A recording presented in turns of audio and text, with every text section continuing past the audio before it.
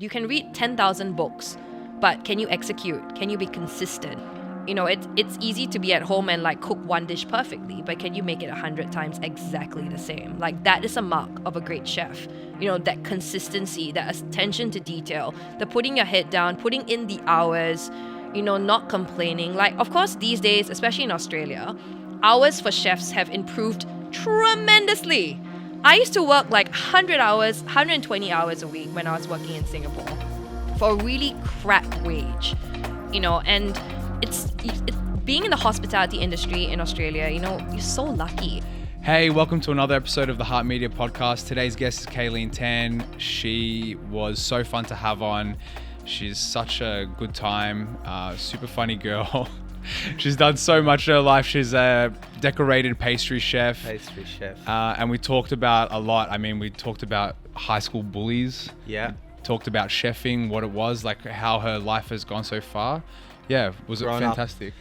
How was it like to live in Singapore? The culture shock, inspirations, meeting your idol accidentally in New York City. Yeah, a lot of fun stories. Yeah. We hope you enjoy it.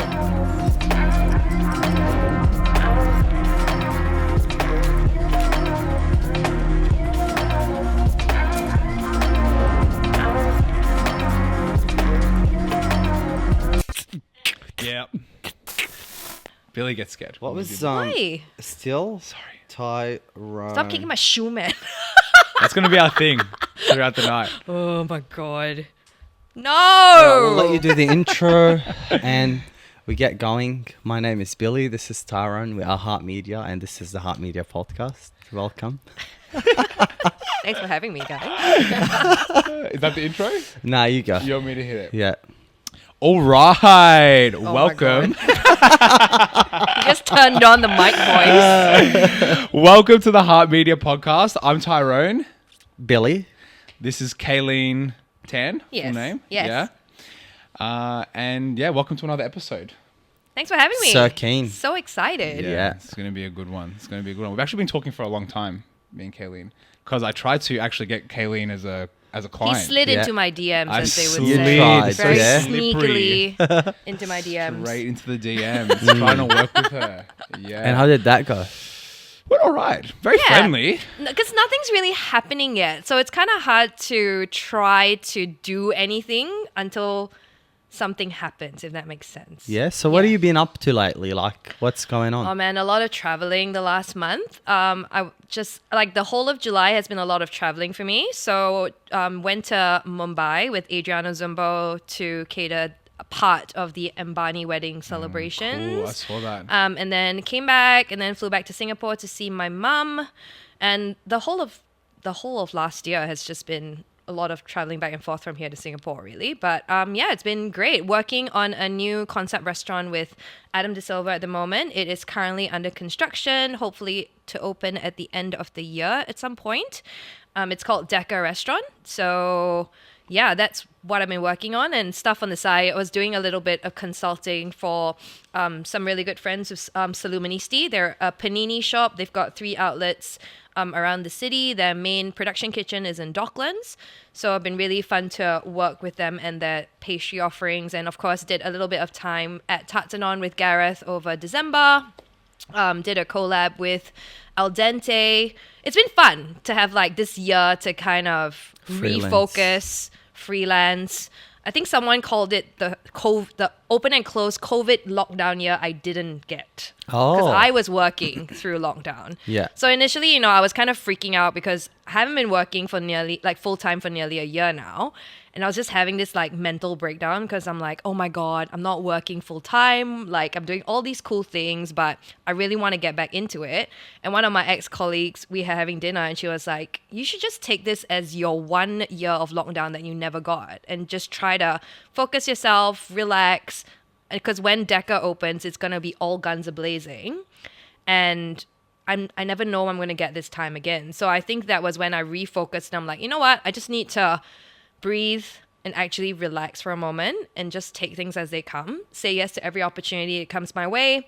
Enjoy those quiet moments that I don't get to enjoy a lot of the time when I'm working.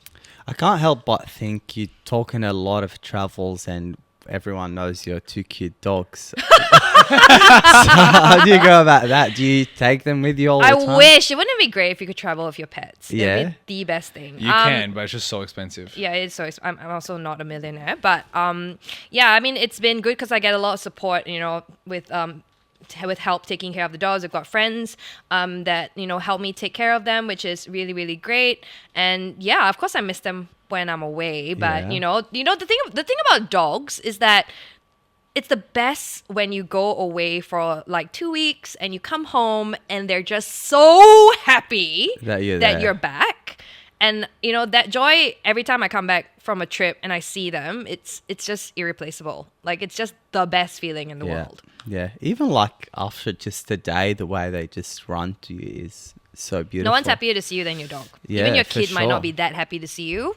Definitely I don't not. have kids, but I'm saying Definitely dogs, they love you unconditionally. They do. They don't care about anything. They have no judgment. They just want to spend time with They're you. so pure. They're so pure. They're How like old love are they at its now? purest form. Like they don't expect anything except treats and food and lots of cuddles. But that's it. They just wanna love you. It's the best feeling. How old are they now? So Cyrus is 6 and Ramus will be turning 5. 5. Okay. Yeah. But they're not siblings or anything. No, like they're not siblings. So yeah. I don't even. They're not siblings actually. Yeah, they're not. They're both boys. They're both boys. They're brothers from another mother. Well, they're both from New South Wales. If that helps. Okay, Both yeah. from like small country towns in central New South Wales. So actually, Ramus, it was a funny story because we actually drove to get him in the middle of. Do you remember the bushfires? The really bad bushfires? Yeah. So that was the year that we got him, and we drove up to New South Wales to get him in the midst of the bushfires. We had put it off for like a couple of weeks because the bushfires were getting so bad. But finally, when it all calmed down, we drove up and, it was like driving up the Hume and seeing all the scorched like plants and stuff it was really confronting actually at some point. But you can see like the devastation that it did to, all the land and all the, obviously the animals that were affected and the people, of course. But yeah, that's my Ramus story, so to speak. But yeah. Beautiful. We love them. right. They're so cute. And we actually really like the photos you post of them. Oh, thank you. Do you take those photos? Yes, I do. Okay. It is like my, I think everyone who works needs to have a hobby or something that they like to do outside of, what they do for a job. And I love my job. I love cooking. I love being a chef. But I love doing photography as well. And of course, I love my dog. So 2 things put together, Merge it's them like the together. perfect marriage. Where does Yeah. that come from, like your love to photography? So before I became a chef, I actually I have a diploma in mass communication, and I used to be a documentary producer. Oh, So okay. that was when I was in my early 20s. And then when I was 25, I went through this quarter life crisis. In Australia? No, so I was in Singapore. Singapore. So I guess a little bit about my backstory is that Yeah, I was that- born in Melbourne. I moved back to Singapore when I was 3. And I grew up there and moved back to Melbourne 10 years ago. Oh, that's it. Yeah. Wow. So I spent most of my adolescent years, early 20s in Singapore. All my education was done in Singapore, including my trade school to be a chef. So before branching into, trade school, I actually did a diploma in mass communication. I think I've always loved, that kind of expressive form of like, through documentaries and music and photography. It's different from, I guess, sitting at a desk job. Storytelling, Yeah, storytelling, creativity, creativity, and all that Yeah. kind of stuff. So I guess that's where my love of photography came about. Yeah. Cool. Put it in that's a very so interesting. Just to put it in a nutshell. Yeah. What was it like growing up in? Yeah, what was it like growing up in Singapore? That's the best. It's like I don't know if there's any better place in the world if you love food to grow up in than Singapore, because the food scene is so incredibly diverse.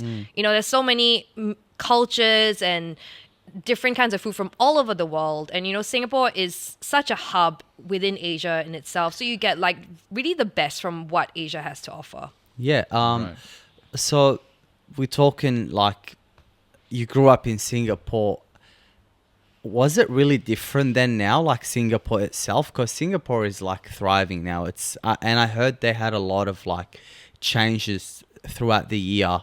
Have you been watching that, or do you notice it? Yeah, Singapore is constantly evolving. Yeah. I think so. During the COVID period, I didn't go back to Singapore for 4 years, and then finally when I went back last year, my first trip back in I think was April, I actually got lost within the neighborhood that I live in because everything had changed so much. Like there was so much construction, and I think that's the thing about Singapore. We're constantly improving, evolving, and with our infrastructure and everything else. So there are new train lines coming up that I've never been on certain train lines before because they're all brand new. New shopping centers, new developments around town and around the neighborhood areas. So I think that's the great thing about Singapore. It's ever changing. There's always something to explore, always new food to eat. There's so much food, like a ridiculous amount of food. Yeah. beautiful. And so your quarter life crisis, we've all been there. All right, we've all been there. From Okay. filmmaking. Don't do the math. You'll be able to figure out how old I am. The quarter life crisis. Okay, what happened? You were just like, I can't do this anymore. No, so when I Filmmaking? when I was 25, a lot of my friends were graduating from university. They were figuring out what they wanted to do with their lives, and they were obviously branching out into areas that they were really passionate about. And I think I was stuck in this situation where I loved doing documentary production. I loved going on shoots and working with all these directors and producers and editors. But also at the same time, I'm a firm believer in the whole saying, like, if you do a job you love, you never work a day in your life. And I think that was when I took a step back and I thought to myself, what is the one thing that I really, really love, like passionately? And I think during that time I was watching a lot of Top Chef, which is a reality TV show from America. And I was just so enthralled by the whole like chefing world, I guess. And I started doing a lot of research, reading a lot of books. I think one of the first books I read was Daniel Boulud's Letters to a Young Chef. And I think all that kind of inspired me, and also reading Gordon Ramsay's biography and all those kind of things. So that's why I decided to pursue, a career in cooking. Yeah. So it was an instinct more than anything else. Yeah, kind of like following my gut more than Yeah. anything else, which is something I'm also a huge firm believer of. It's like just following what your gut tells you to do. And then usually the answer is pretty correct. And I enrolled myself in trade school, and that was when I was 25. And I guess you could say the rest is history. Now looking back on it, I think a lot of the time in the last 2 years, I've had a lot of opportunity to kind of take that journey backwards and reflect on all those years that I've had from the very start. And I think that I've been very blessed in a lot of ways in my career, especially in the last 10 years that I've moved back to Melbourne. I've gotten a lot of incredible opportunities. I've worked with amazing chefs and achieved a lot more than what I thought I would. I'm happy cooking. I think all the accolades kind of caught me off guard in a little way. I do suffer from a little bit of imposter syndrome.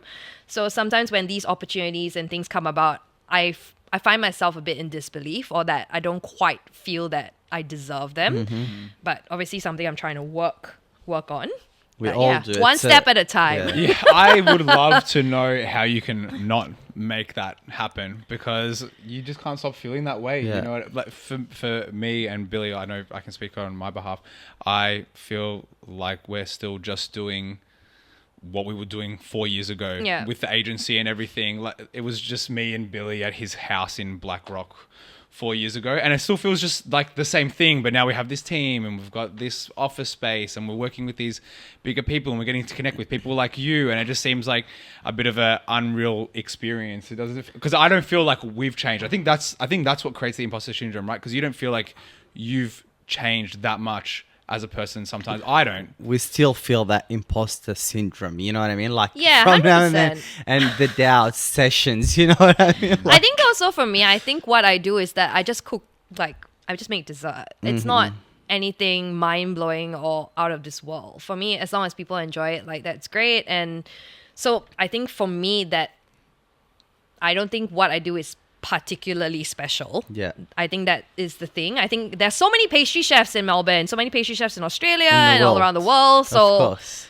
for me, it's just like, I'm just one of the many, if that makes sense. Yeah. Just quickly, what you think might not be special. I mean, obviously, a lot of people think that it's special, It is right? special. Or you wouldn't be, So. or else you wouldn't be in the position that you were, completely downplaying it. But no, I believe completely. But talking about all those opportunities that you have gotten and the fact that you got to do everything that you did for the past 10 years of being in Melbourne, how did you kind of platform yourself into this brand? Do you know what I mean? Because I guess you're now this kind of a chef. Like, what was the moment that the penny dropped and you started doing these kinds of things? The thing is that I don't think the pennies dropped for me yet. In a Right. sense that, like, I know that you call me a brand, but I don't really see myself as a brand yet. I think I'm still trying to get to that point where I am building my brand. And I don't Yeah. think I've gotten to the point where I could say that I am a brand.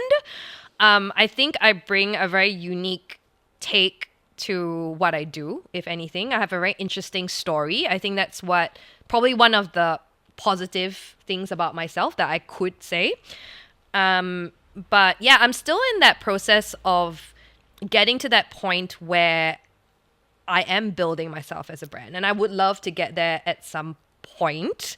But I think there's still a lot of work to be done, and I still think I have a lot of areas that I need to explore. Like, for example, creating content for social media is an area. Like, I can do it for other people. Like, I do content creation for Boca Gelato. I take their photos for their Instagram page. I also do like little videos for them. I love doing stop motion videos, which is a huge thing for me. And that's the thing. With my dog's Instagram, it's very easy. I don't know if anyone has bothered to look at the reels. Yeah. But I do a lot of stop motion videos for like a lot of dog brands, and people are like, you should do that for yourself.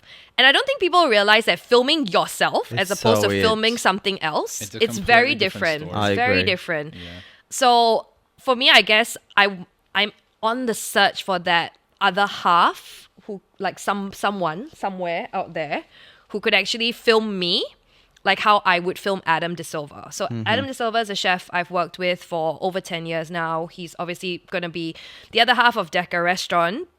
And I do a lot of content creation for him. So usually I'll go over to his house and I'll film and I'll edit his content for his Instagram You for do him. all film, edit, the whole lot. Add music, all the fancy stuff for him. Okay. What do you use? Where do you edit? CapCut. Okay. Classic, Easy, just on yeah. your phone. You know, it's so Shout out it's so CapCut. good. It's so so good. It's so good. It's so user friendly. And It's so editing good. has changed so much from when I was in, the media industry. Now everything can be done on your phone. You don't need like the big computer to do No, all the you don't. fancy stuff anymore. Of course, yeah. And yeah, that's the thing. Like, Adam has me, but I need a me Yeah. to do what I do for him. I think same with us same with what we're doing. If I didn't have Billy to push me to do it, and I think also vice versa, we wouldn't do it. And for so many years, same thing. Like 1-2 years, we were always like, oh, sure, we got to do it, social media for ourselves, blah blah blah. And then we finally ended up doing it, and now it feels normal to be in front of the camera and to like do it consistently. But yeah, it's hard to get there. It's hard to find the motivation for yourself, because I feel like you always put yourself on the back burner. I think it's also what I mean? because like when I'm cooking, it's very hard to be whisking something and filming yourself at the same time. Yeah. And there's only so much equipment and tripods that you can have. It's another job. It's exactly. So you have to like set it up. You have to press like record, and then you have to like make sure that whatever you're whisking is in shot. So I think that for me is the struggle when it comes to like content creation for like food stuff on Instagram. Obviously something I have to learn. Either that or I have to go and make friends with a videographer at some point. I don't know, but I have to add here, like watching you at MasterChef, you are really comfortable, and you definitely were one of the special, funniest characters in the Thank show. you. It was really Charisma. obvious that you're comfortable in front of the camera. So do you like being in front of the camera, but you don't like to film yourself? Is that what you're saying? I don't mind, like, filming myself is okay. Yeah. It's just a little bit tricky when you have to like maneuver the equipment while trying to put on that, on-screen persona Yeah. or to do something in front of the camera. I think that for me is the struggle. With MasterChef, of course, you're standing in front of the camera. You can't really run anywhere. Do I enjoy being in front of the camera? I think to a certain extent, yes, I do.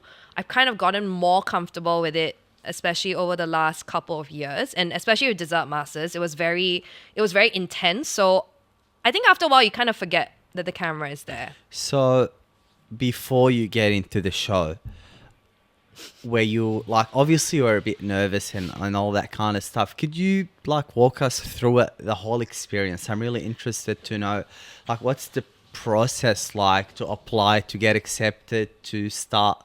How does it all work? What, with MasterChef? Yeah, with MasterChef. I didn't apply for anything. Okay, so you don't apply. Okay. No. So yeah. I guess I would say my whole journey with the MasterChef franchise began when I was working at Tonka. So Adam De Silva, the chef who was there at the time, he's a very beloved chef on MasterChef. He's been on the show multiple times as a judge. And, when the opportunity came about, I think this might have been, 4 or 5 years ago, might be a little bit more than that. There was a challenge that normal MasterChef did, which was called Beat the Brigade. And they brought in, I think it was 4 or 5 brigades of chefs from different restaurants. So it was Tonka, Movida, Lucy Liu, and Stokehouse. And they had to cook off against the contestants. So obviously Adam was invited and he was asked to bring 3 chefs with him. So he asked me to be one of the chefs in his brigade. And that was like my first true experience of being on MasterChef. Obviously, Adam was the star. We were all representing Tonka as a restaurant. But that was the first time I was ever on the show. So it was a really interesting experience for me because, I guess for me at that point, I kept my head down, did my thing, Jock, Andy and Mel, awesome judges. It was a great experience overall. And obviously cooking against the contestants in a restaurant setup kind of environment. So yeah, that was the episode that we filmed, and I think for some reason my dessert won dish of the day for that episode. For some reason, we don't know why. We don't know why it won. It was so average. Nathan? No one. Do you have any idea what's going on? No one liked it. Yeah. Shut up, Anyway, Nathan. for some reason, it magically a fairy came and changed the judge's mind. Yeah. Well, I mean, I don't know what to say, but I'm glad it was good. I think, Jock said one of the coolest things on that episode was that like my sablé was better than Scottish shortbread. I think that was the one thing that will always resonate with me. And obviously, he's passed now, and he's such a great human being. He was super warm, such a beautiful person to work beside. He never made me feel once that I wasn't part of the show or anything like that. From the moment we walked onto set, he was just like, "Hey guys, welcome. Like, so excited to have you on." He was energy. really good energy, just super, super warm. He's like, "My name is Jock. In case we haven't met before." Like, he didn't assume that you would know who he was. Yeah. I think that is the most important Humble. thing. Yeah, humble. It's like, I hate it when people assume that they would think who they are because they've been on TV. But it's so lovely. Like, he came up to us in the dressing room and he said, hey chefs, my name is Jock. Lovely to meet you. Shook our hands, took the time to meet us. And, I've worked with Melissa before when we were on, what was the show for SBS? The Chef's Line. So I previously met Mel on that show. So, and of course, we both have like similar heritage, both Singaporean. So, I've already met her previously. So it was obviously my first time meeting Jock, and that was incredible. So that was my first time on MasterChef. Yeah, and then what happened next? And then 2 years later, I got an email from one of the producers asking if I would like to be a part of the show again as a judge, to be on an episode called Beat the Chef. So it's, instead of Beat the Brigade, this was Beat the Chef. So it was an episode where I had to cook against a contestant. With a mystery ingredient and all that kind of stuff. The contestant will be given, I think, 1.5 hours to cook, and I would only be given an hour. Okay. And then we'd face off against each other. And I was like, you know what? Sure, why not? Like, it was fun. And I think that was like maybe 2-3 years ago now. Just quickly, did you beat her? No. But that's the thing. I wasn't really there to like beat the contestant. No, I honestly was just there to have fun. And I Fun. think that's the important thing when going on to shows like this, even with Dessert Masters. Yeah. it's you don't like. I never go in with the whole mindset that I want to win. I want to dominate. But you are competitive. Yeah, you're a competitive person. Depends on what it is. Okay. Like if we're playing Monopoly, sure. Yeah. Or like netball.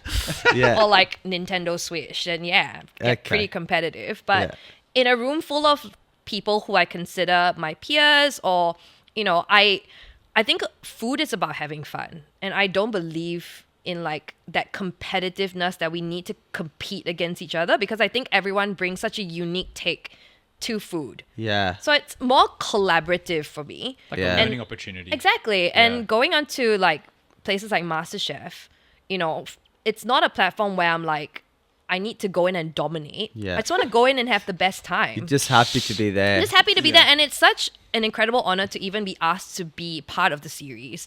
You get to, meet some cool new people, people who actually want to be part of the industry. And, I think all in all, it's just a really great platform as well as a chef. I really like that, I mean, yeah, there is one winner at the end, but it doesn't mean that they're the best, because Everybody has a bad day. and everybody have a different opinion, you know what I mean? I might love very something, subjective. you know what I Yeah, mean? definitely. Tyrone might not, so I really like your attitude about the whole thing. I mean, like, if you look at the MasterChef franchise and you look at someone like Reynold Ponomo, like, he didn't win. Yeah. But he's, like, one of the best pastry chefs, I think, Yeah. that Australia has right now. And I think he's a testament to it's not all about winning. But yeah, and then after that episode was filmed, was it after? I can't really exactly remember the timeline, but somewhere along the lines of like when I was invited to do that show, they also kind of sussed me out about Dessert Masters. So this was 2022. Yeah, they kind of asked, like somewhere mid 2022. They just kind of asked like, hey, so we're thinking of doing this show with just desserts. And we're gonna... was it still a fresh show? It was brand new. They didn't have a name. Okay. I didn't know who I was going up against. They were just Yeah. kind of like putting the feelers out, like, would you be interested Yeah. in doing a show It like must have that? been on the back end of all those terrible desserts that you made before, that no I one never knew said- why they were good, or I didn't say terrible. I would say normal. Normal. Coincidental. Yeah, so they were kind of like putting feelers out, I think, at that time in 2022. Yeah. To kind of ask, like, would you be interested in doing a show like that? And for me, I'm always a big believer in just saying yes to everything. Most things. Have you seen Yes Don't Man? speak too soon. Have Sorry. you seen Yes Man? Yeah, I have. Yeah. So good. Yeah. Yes. But I mean, I try to say yes to as, within reason. Yeah. Like, Little wink to the camera. like I know, right? Say. Within reason, I say yes to most things, especially when they, it's an opportunity for me to learn and, to do something for myself that could not only better my career, but also better myself as a person.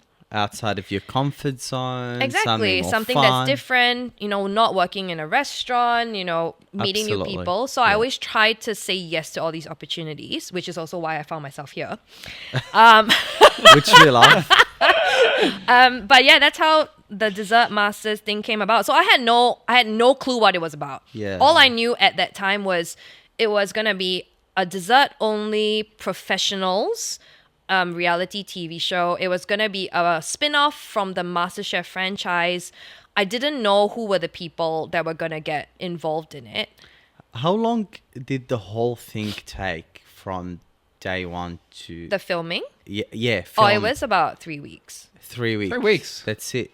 Yeah, but a Okay. very intense 3 weeks. Intense. So. Yeah. Oh, okay. And do you travel or do you stay there, or what's the go?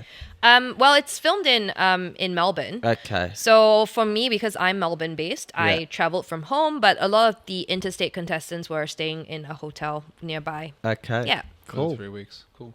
And this is a burning question for me, because I actually love desserts and sweets. It's my favorite. I'm a massive sweet tooth. Who doesn't? I'm a sweet guy. Okay.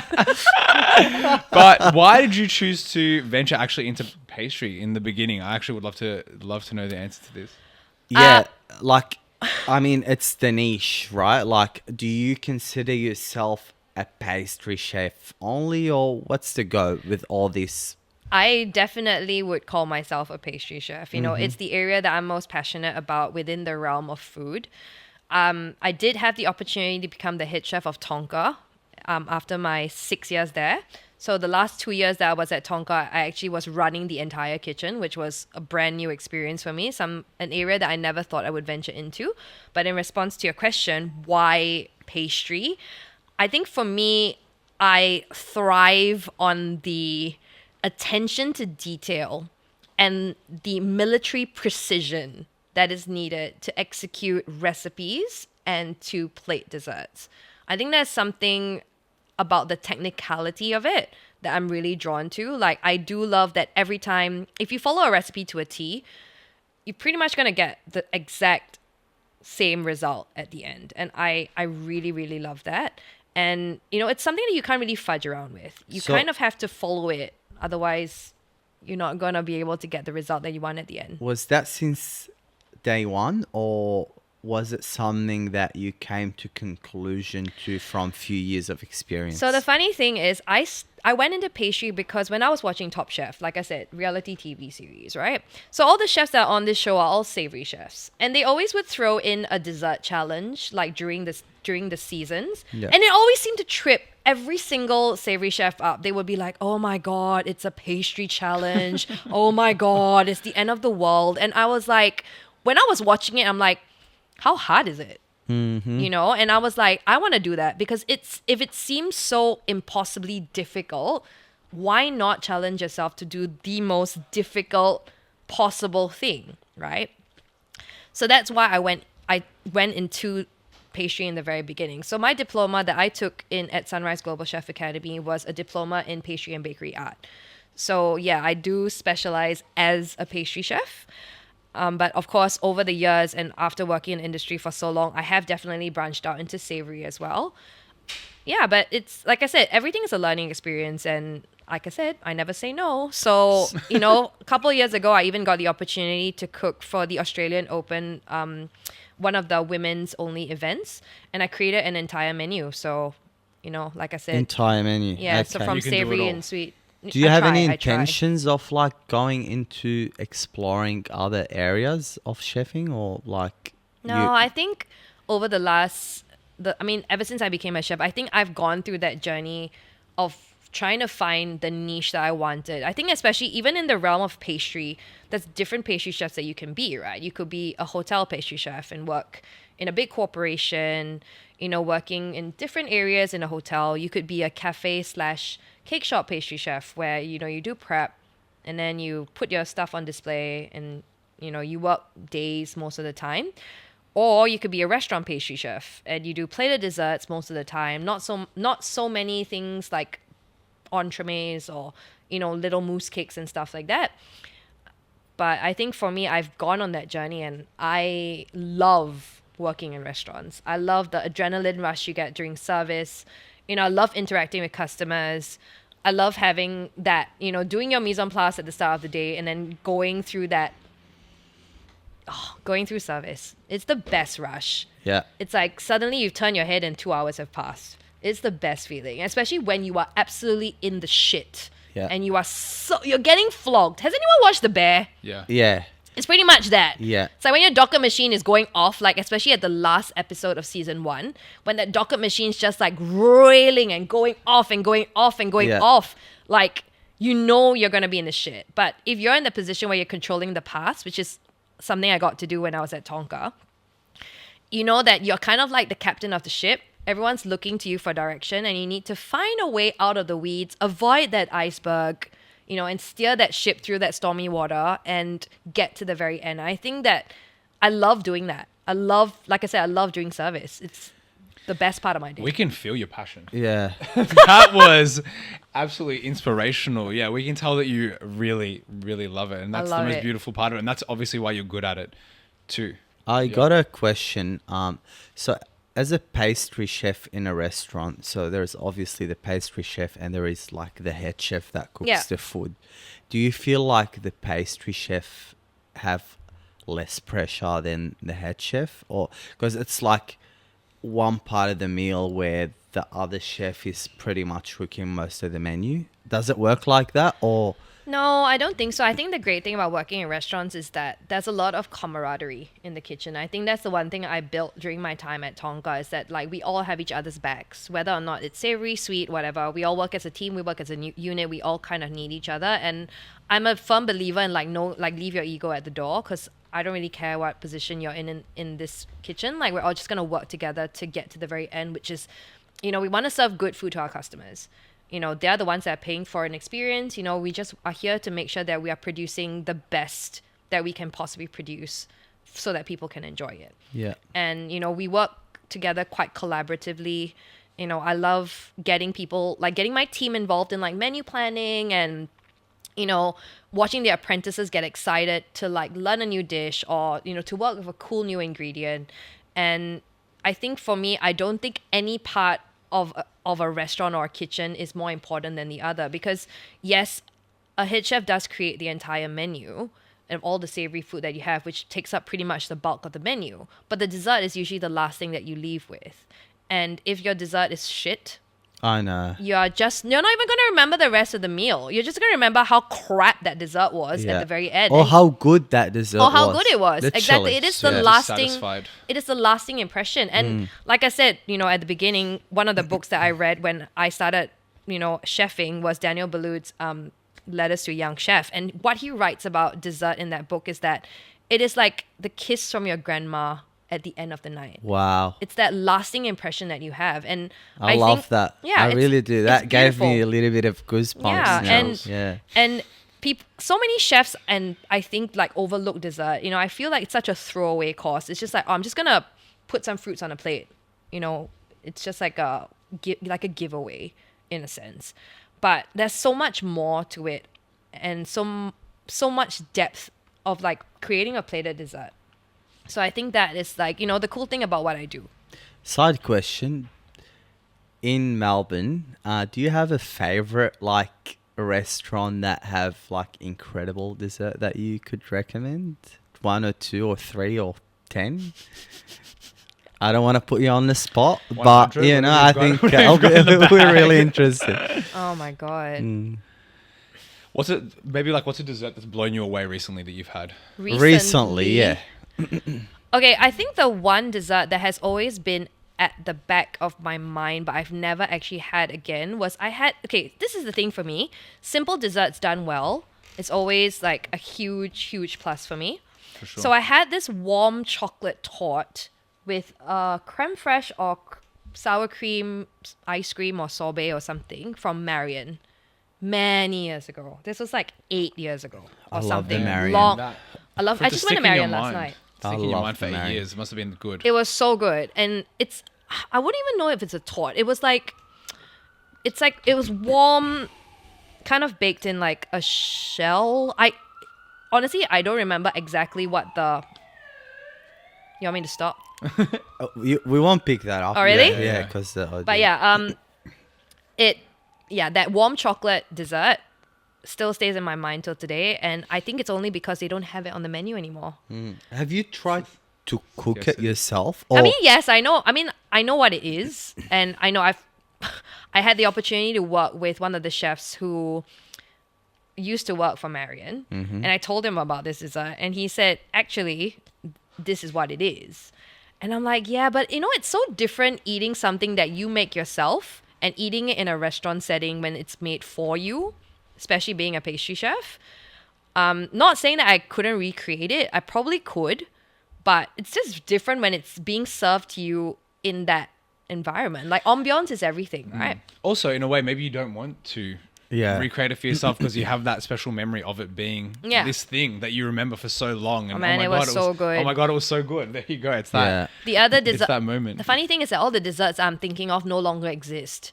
Like the fruit tatans at Rambler. Does anyone remember Rambler? It was this restaurant by Nick Stanton in South Yarra. It's probably one of the best restaurants. Is it close now? It's closed now. Okay. Yeah, so sad. Okay. I used to go there so many times a month because I used to live in South Yarra.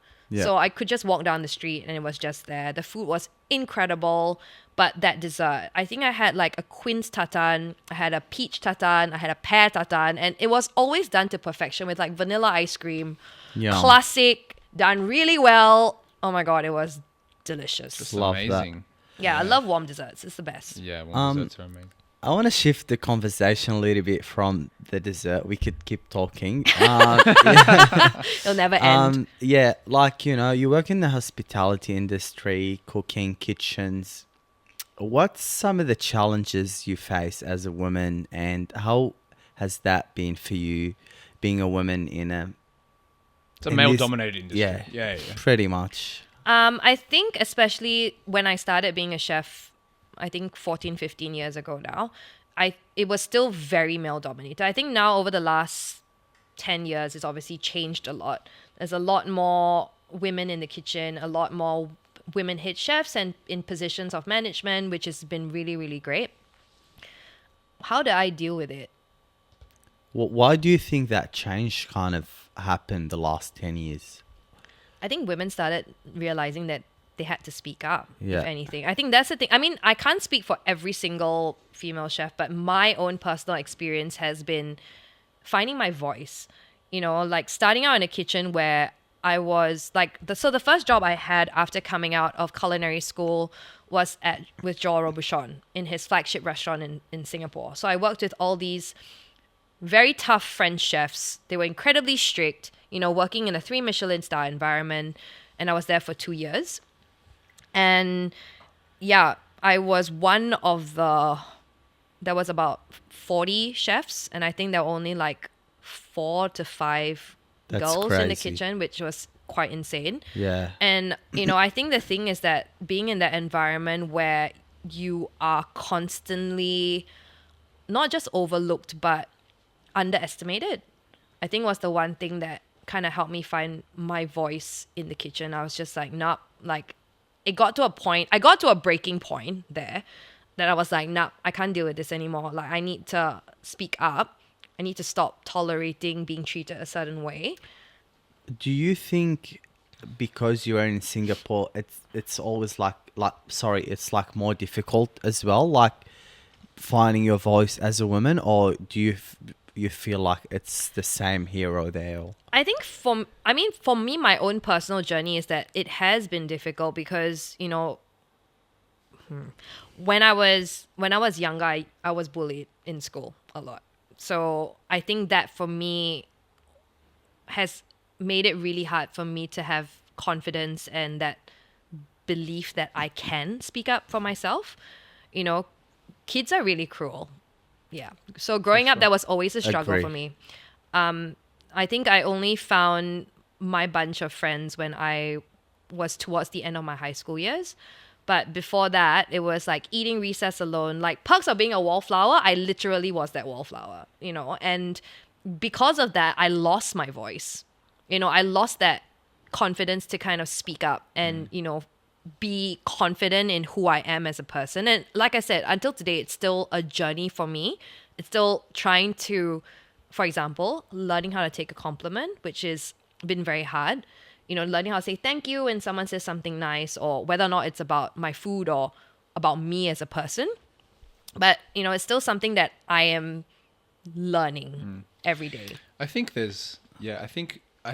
out of most of our darkest moments, usually good things always happen, right? So if you got to that breaking point in the kitchen, then that obviously turned you into the person that you were now, right? So you've got like It's beating very- down whatever these arc stories usually start from a point like that. So it's a good and it's a bad thing. But I think also, struggling to take a compliment and, being hard on yourself, bad in a way, but also keeps you humble and always trying to do the next thing within reason. You know what I mean? Yeah, so one of the quotes I live by is actually like engraved on this bracelet that I am wearing. And it's a quote by Theodore Roosevelt, which is keep your eyes on the stars and your feet on the ground. And it's something that I live by every day. It's kind of like, I guess for me, that's how I've been living my life the last 10 years. It's just like constantly looking for the next thing and always trying to better yourself, but always making sure that you are very grounded. You know, at the end of the day, you can't assume to know everything. And I think that's the great thing about food. It's a never-ending learning journey. Always learning. And the people who like are constantly saying that they know it all or they have egos, you know, big heads, usually Yeah. are the ones who don't know anything at all. Do you sometimes, I don't know, I'm asking this question because it happens to me as well. I think like that, and it's you know, you said you got bullied, and you know, you obviously that brings a lot of rage inside you and a little bit of anger. You know what I mean? That's inside. Do you feel like it was like kind of your motivation to be better, and like, you know, sometimes do you sometimes just reflect back and just feel like more proud, or you know what I mean, like, do you get those emotions? That's the thing. I don't think I was ever angry. I think if anything, it just made me really sad. Like sad, depressed, kind of like question what's wrong with me? Why don't people like me? Like, is there something wrong with me innately? You know, am I not pretty enough? You know, especially as a girl growing up, you know, and especially coming from an all-girls school, I think that's the one thing you're always like, am I not pretty enough? Am I not cool enough? Like, is there something wrong with me? And you know what? I think the thing about me is that I always speak what's on my mind. I wear my heart on my sleeve. I am a no bullshit kind of person. You know, I'm always going to be a straight shooter. And I think maybe being in a very Asian environment where people don't speak what's on their mind, Yeah. to have someone like me who was constantly just shooting honesty, maybe it was not taken so You're well. challenging everyone. It was possibly challenging, and probably that also kind of like made me a bit of an outcast, perhaps.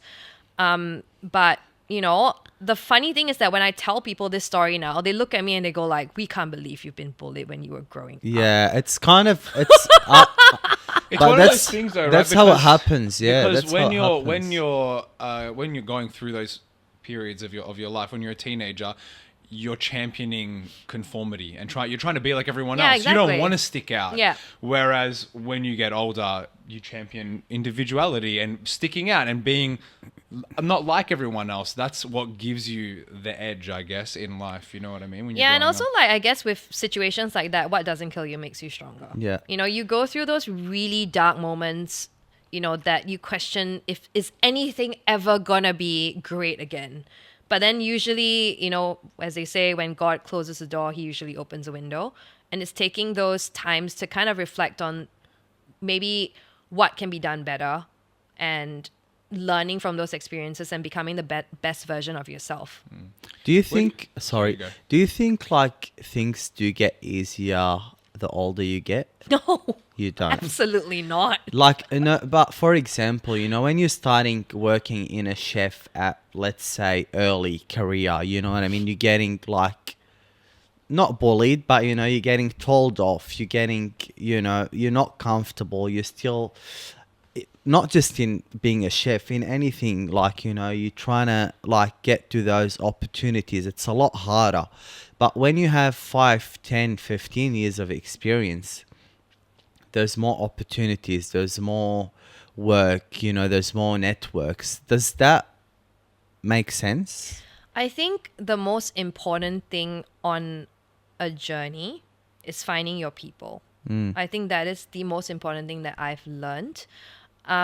It doesn't get easier as you get older because obviously making friends after a certain age is always going to be challenging. So true. But I think that there will always be people put in your life who will always be the champion of your success. I think I read a quote recently, which is like, surround yourself with the people who cheer your successes in your face and the rooms that you're not even in. And, you know, I've been very lucky to find those people in my life through different avenues, you know, through work or, you know, along the way in my journey. And you know, when you're younger, you always kind of want to be the popular kid. You want to have the most friends. You want everybody to be your friend. Of course. But as I've grown older, I think I'm more quality over quantity. And I'm very lucky to have that small group of amazing friends who constantly are champions of my success. You know, they shower me unconditional love and support. And I think they are the ones that constantly get me through those really tough times, especially in the last 15 years. You know, it's finding those people who will constantly be like, don't worry, you can do this. Like, we believe in you, you know, and you can have one or two. but those are your go-to people. They're the ones that will be your safety net. I think, yeah, judging by what you've said to us, being a straight shooter, wearing your heart on your sleeve, that I think it's easier for you to find more genuine people that are like that. Like, yeah, because as you said, a lot of people might not like you because you say exactly what you're thinking, but because you say exactly what you're thinking makes it easier for people to trust you, I have right? zero filter. That's the problem. But yeah, that's exactly it. And you're not going to always be everybody's cup of tea, which is what I firmly believe. Shouldn't be anyone's goal in life, I think. Yeah, but at this point, I think I've gotten to the point where it's like, look, this is who I am. I'm not gonna change my personality or what I am or what I believe in to make you comfortable. Like, I think everyone is entitled to their own opinion and their own, values and morals, and that's all good as long as we all respect each other. I think that's a huge thing. But at the end of the day, the ones who are gonna come into your life and stay in your life and put in the effort to be a part of your life, like, those are the people that matter, and the rest is all just white noise, really. What would be like an advice you give to a young female chef just starting out? I think we should stop separating female and male. Like, if you want to be a chef, it doesn't matter if you're male, female. I think it's the same journey. I think even male chefs go through the whole thing now. Like, I think one of my friends said, it's so hard to be a male chef these days because, there's so many female chefs in the kitchen as well. So I guess it's finding that perfect balance, right, of being a young chef. So I think that I would give the same advice to a male or a female chef, which would be keep your head down, do the work, cut onion, pick coriander, cut fruit, do the work, Yeah. and enjoy the time that you have being a commie, a cook, a chef de partie. Everyone's always in this rat race to get to the top of the hierarchy, but why? The times that I spent, cutting fruit, making like 10 kilos of vanilla mousse, doing those hard things and learning how to do them really well is what makes you a great chef at the end. Because it's the small things that matter. Yeah. You have to love it. We heard that same, Victor concept said the same from thing. Victor as well. Yeah. So, that must be right. But you have to love. You have to love it. I think that would be the main takeaway for basically anyone going into any industry. You right? have to love it. You have to love it, or else you're gonna. If your goal is to be a famous chef, you're not gonna get there. Your goal should be to do what you love, and that is chefing, and then you will get there. I think the goal is just love food. That's Love all you have to food. do. Love food, be curious, be tenacious, ask the right questions. Always just be humble at the end of the day. It's like, it's not a space for egos. You're there to learn from whichever chef you're learning from. Victor, he's a great chef, also a great friend. And, I've also learned a lot from him. But I think that's the thing with everyone in the industry. Like I said before, everyone has a different voice, a different take. And it's always something to learn. So don't ever be in a position where you think that you already know it all. You can read 10,000 books, but can you execute? Can you be consistent? Mm-hmm. It's easy to be at home and like cook one dish perfectly, but can you make it 100 times exactly the same? Like, that is a mark of a great chef. That consistency, that attention to detail, the putting your head down, putting in the hours, not complaining. Like, of course, these days, especially in Australia, hours for chefs have improved tremendously. I used to work like 100 hours, 120 hours a week when I was working in Singapore. Crazy. For a really crap wage, and it's being in the hospitality industry in Australia, you're so lucky. It's Yeah. like one of the best paid in the world. That's why everybody wants to come here to be a chef, but at the same time, I feel that you need to actually do the hard yards to get to where you want to be at the end. I kind of agree with you, but also from what we hear from other conversation is like,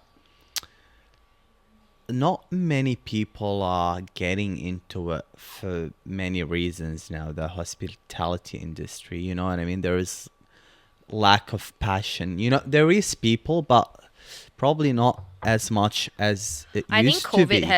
I think honestly, for me, from what I've seen, it's just that COVID has completely changed the landscape for hospitality in general. Like, people have gotten a taste of what it's like to have nights off and not work in a restaurant and sorry, not work service, dinner service and all that kind of stuff. And some people are just taking a step back going like, nah, it's too hard. I don't want to do it anymore. You know, it's such a volatile industry with prices of food going up and gas and electricity and water. You know, it's There's a difficult lot of to drama. sustain. Yeah, there's a Yeah. lot of drama. A But lot of drama going on right now. Yeah. Do you hear any like?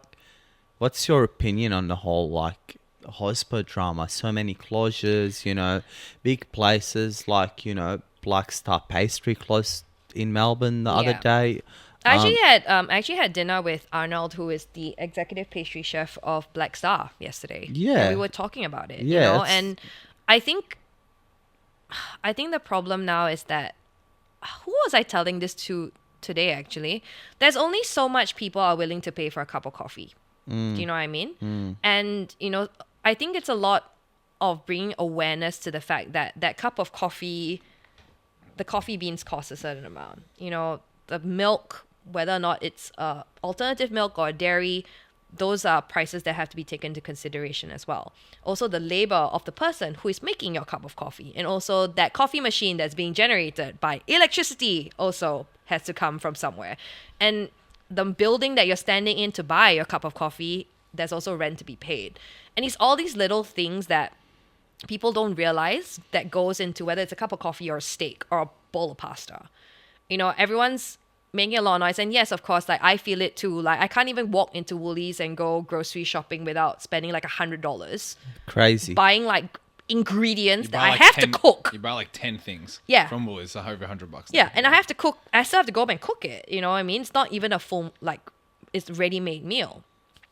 And everyone's feeling it, with interest rates and all that kind of stuff. But I think every little bit helps. And whether or not it's just going out once a month to a restaurant that you love, especially if it's a local neighborhood restaurant that you really, really enjoy, and going there and spending a bit of money there just to support them, or even giving them a shout out on Instagram, social media, or whatever, those little things help. And at the end of the day, I think, like I said, it's a collaborative thing. We all need each other, whether or not you're in food or not. We all need to support each other through this really hard time. And I do believe with all my heart that, the hospitality industry will definitely bounce back at some Will point. bounce back. Yeah. Yeah, obviously, like, everything goes up and down. That's the cycle. Yeah. Hopefully, it doesn't take too long. Look, we've been into a lot of heavy conversations, right? Heavy! Over this stuff. Maybe take a little sidestep. Just quickly touch on your dogs, right? You guys are obsessed with my dogs. We love dogs. We're big dog Do you guys have people. dogs? Oh my god. There's a Your plant. lantern. It's alright, it's all good. Are you all right? Yeah. All good. I have a dog. I have a big dog, and my girlfriend has this really small Maltese cross toy poodle. Okay. So cute. He was actually in the office today. Shout out Louis. Shout out, Louis. Sirius and Remus, Harry Potter names. Yeah. You love Harry Potter. Love Harry Potter. I'm a big Harry Potter nerd, actually. Yeah. Books, not the movies. Thank you, everyone. I'm a purist. Oh, you're Really? so pure. I do not Of like course, the the movies book is always at better than all. the movie with anything that. Okay. There are many people who would disagree, I think. Yeah. Really? I've heard people disagree, or people who have told me they've never read the book. And I was like, what is wrong with you? But they never read the book, but they say the movie's better. Yeah. You can't. I'm just like, you're just too lazy to read the book. It's not Lord of the Rings, you know what I Yeah. mean? Speaking of fantasy, we do have a little fantasy question. Oh, God. It's not going to be a dirty one, is it? No, no. Like, God it's what not would you dirty. like rubbed on your Do body? love God that your forbid. mind went Oh, there. my God. I'm a chef. My mind always goes there. I'm so twisted. I mean, dessert is fantasy itself. It's so beautiful. But the question is, Whipped cream, everybody. shout out Donut Daddy. What's Donut Daddy? Have you seen Donut Daddy? No, what's that? Seriously? I'm gonna send it we'll to you. show I'll you send it to you Donut Daddy. after. It's not. It's on Instagram, okay? It's PG. Oh, please. There's a lot of stuff on Instagram that's like, PG, open and close inverted commas. No, the question is, if you had to pick one person, dead or alive, any person, celebrity, chef, you pick it up to do a collab with, who would that be? What would the collab look like? Oh my God, really? I can pick anyone dead or alive? Anyone. Oh man, that's It's a so hard question. hard. Anyone. It can be Tyrone. Sorry, we just met, so kind of low on the list. Couple days. Give it a couple days. We'll get there. My God, that's a very deep question. It's like one of those questions like, who are the 5 people dead or alive you would invite to dinner? Correct, but it's harder. I think it would be Anthony Bourdain. Okay. Second person to say that. Yeah. Wow. I love him. He embodies everything, like everything I love about chefing. I think, you know, the grit, the passion, you know, the wearing your heart on your sleeve, having absolutely zero filter. And, you know, the funny story is that when I was in New York 12 years ago, maybe 12 years ago, I bumped into him at Leal. Wow. Yeah, I know, lucky me. Very lucky me. So I went there for dinner just because, you know, he used to work there. They filmed that whole episode with him and Eric Repair doing the service challenge, which was super cute, the two of them cooking together. Oh, God, she So I loves just him. I love him. I love Anthony Bourdain. Yeah. He made chefing cool. You know, he brought everything that was in the darkness into the light and made a world that was so, you know, hidden, you know, so accepted by the world, because everyone's always so curious about what goes on in kitchens, right? And he's the one who brought it all to light. You know, he wrote a cool book about it. And also he's traveled the world. He's an artist. He's an artist. Yeah. And that's the thing. He never meant to be. Yeah. He was just doing something that he loved. He wrote something based on what he was feeling, his own experiences, and it was brilliant. You know? And yeah, so I went to Leal to have dinner just because, ode to Bourdain. And he walks through the door. Wow. And I was like, oh my God, is that Anthony Bourdain? And like, what are the chances of him being there in Leal on the day that I was eating at that restaurant? It's a little bit of destiny. It is. It is. And, destiny. you know, he hasn't worked there in years. Yeah. Didn't even know he was in New York at the time. And of course, I had to take a photo, which I did. I do not regret that now. In that moment, I was just kind of like, if I don't do this now, I'm never going to get the chance again.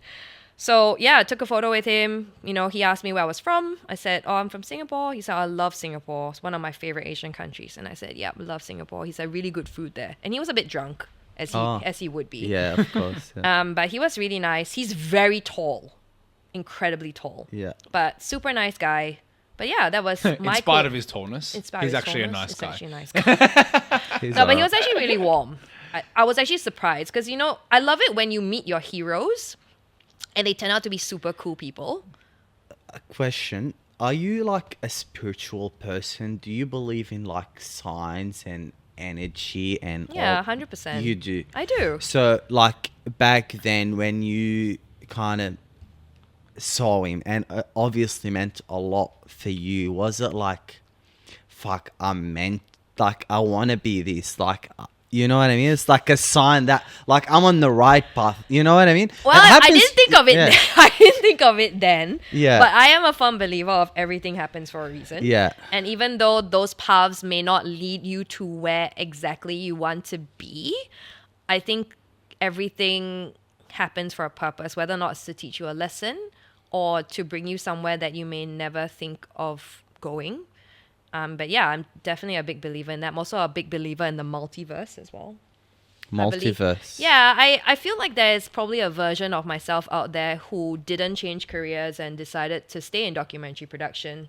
It's probably also another version of myself out there that's a savory chef or something. Oh, I don't know. I Wow. love it. That's like those are like the two possible Things. there could be so At the many moment. other. Do you There could be think- so many other. There could be so many other possibilities. Or like me being a mother of You could have 3 never- children or yeah, something, you could have living in a never white come picket to house. Melbourne. Yeah, I never came to Melbourne, stayed in Singapore. Yeah. I don't know, but I do believe that there is a version of me out there like that, in parallel universes and all that stuff. Everything, everywhere, all at once. 100%. Yeah. So good. Have So you good. seen that It movie? is the best. Oh my God, how amazing is Michelle Yeoh? It made me cry. It made Tyron cry. What? I Oh, you cried. softy, like a marshmallow. Yeah. You're Bless. a softie and a I'm marshmallow. getting bullied on the podcast, everybody. I'm getting That's bullied. not bullying. No, that's a joke. Take a joke, man. Toughen up. Come on. Come on, you What softie. the hell? We're in the kitchen now, Nah, alright? beautiful movie. Oh, so good. Beautiful. I don't know why I cried. I think I cried because The mother-daughter at connection. at the end, I cried because it was so beautiful. That's why I cried. And it's a very life-affirming movie. And it's just like so powerful, that ending part with the thing. And I was actually with my girlfriend at the time. And I just looked at her and I was like, fuck, life is just like so beautiful. And that's what made me cry. That's what made me cry. Just That felt I think the one grateful. scene from that movie that I really loved a lot is like, you know how she was having problems with her husband? Yeah. And then there's this one scene that he's like in an alleyway and he looks at her and he says something like, in another life, I would love to be doing taxes and laundry with you. Like that was the one that I was like, oh, hit hard. Hits hard. it was hits so home. sweet and romantic at the same time. Because in that timeline, they didn't end up together, right? And I was like, oh man, it just gets you thinking of all those lost relationships, you know, things that could have been and all that kind of stuff, you know. But yeah, it's a really good movie. It's hard to live without regret. Yeah, that was really beautiful, guys. Very emotional. Get the honestly. Kleenex out for Tyrone, please. The movie I see a or- little bit of Nah, tear. this whole conversation podcast. just felt Yeah. really good. Yeah. Very wholesome. It's So, where could we find Kay-Lene Tan at the moment? If you want to try your pastry, where could we go? I'm really sorry, guys. You probably have to wait for Decca to open at That's this it. point. Yeah, maybe a pop-up, a collab before. Maybe, but I don't know. So everything's kind of very up in the air at the moment, and there are a couple of things that are still in the works that haven't been confirmed. But I will be at the things. I don't know when this podcast is coming out, but I will be at Fine Foods Australia first week of September. Mm-hmm. And I'm making a couple of desserts for the Straight to the Source kitchen, because I'm doing a bit of a talk called "Where is the Sweet Spot?" It's about basically the prices of chocolate and ingredients, you know, going up and navigating that in that landscape as well. So yeah, I think that's probably the one thing that I'll be doing in the next month, and then hopefully after that it's gonna be Decca, which will be in a Can't month wait. or so. Should we quickly cover Decca? What's the concept? What's this restaurant? So Decca is going to be a suburban restaurant in Alphington, which is going to be very different for Adam and I because, you know, obviously Tonka and Koda were city restaurants. So it's a different clientele. It's going to be modern European. Adam has very kindly built me my own pastry kitchen and my own dessert bar, which is really exciting. so You can cool. actually go into the restaurant and just have dessert. You can set the dessert bar. You know, you can talk to me if I'm there, I guess, doing service, plating the dessert in front of you. You'll get excited about that. Yeah, I know. Like dessert and a show. And take some stories, obviously. Yeah, exactly. That's all the so content's that's gonna it's gonna be really cool. Still working on the kind of desserts that we're going to be offering. Also, it's very dependent on what the menu is going to be like. But I just went in to see the space 3 days ago, and it's looking like it's coming together. So it's really exciting.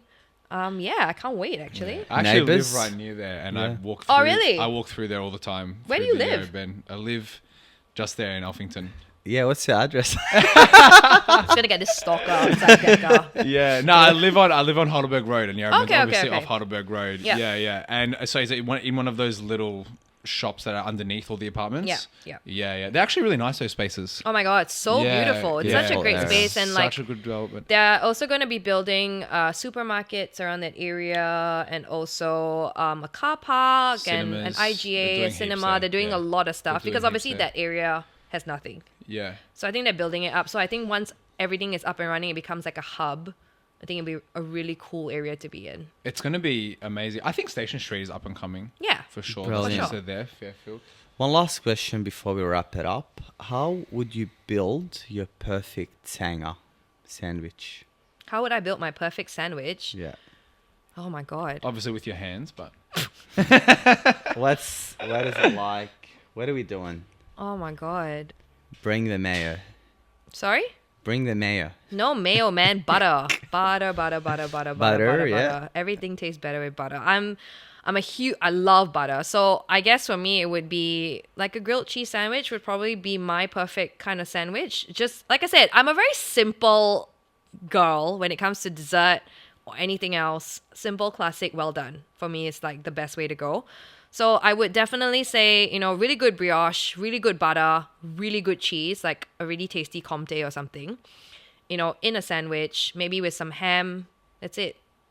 Yum. Keep it simple. Yeah, Salt, simple is the pepper. best. Yeah. That's yeah. all I need in life. Ham and cheese sandwich, man. It's so good. Love simple. Yeah. Yeah. Simple food is the Simple with the good ingredients is Simple really with good important. ingredients. Yeah. It's the best way, for And, sure. Awesome. and copious amounts of butter, of course. best. Well, that was a brilliant chat, Kay-Lene. We really appreciate you Oh, coming thank in. you for having me. Yeah, thanks Yeah, it was for awesome. coming. Seriously, thank you for being so open and willing to share, Oh, my absolute pleasure. and for just getting into it with us. We really Yeah. appreciate that. Can't wait to try your sweets. Oh, thank you. We'll be there, Decca. We'll just walk down. Yeah, we'll definitely hit you guys up when we're actually rearing to go, which should be soon. Yeah, For sure. Beautiful. All right. Let's go. Lovely. Thank you, guys. Thank Thanks you. for listening. Like, follow, subscribe, do it all. You Click know, the Heart link in Media. the details below. You Oh my know, God. thank you. See you next time. Lovely. ya. Cheers. Sweet. Yeah, thank you. Cheers. You're the best. That was really No, you killed it. Oh, thank you. Unreal.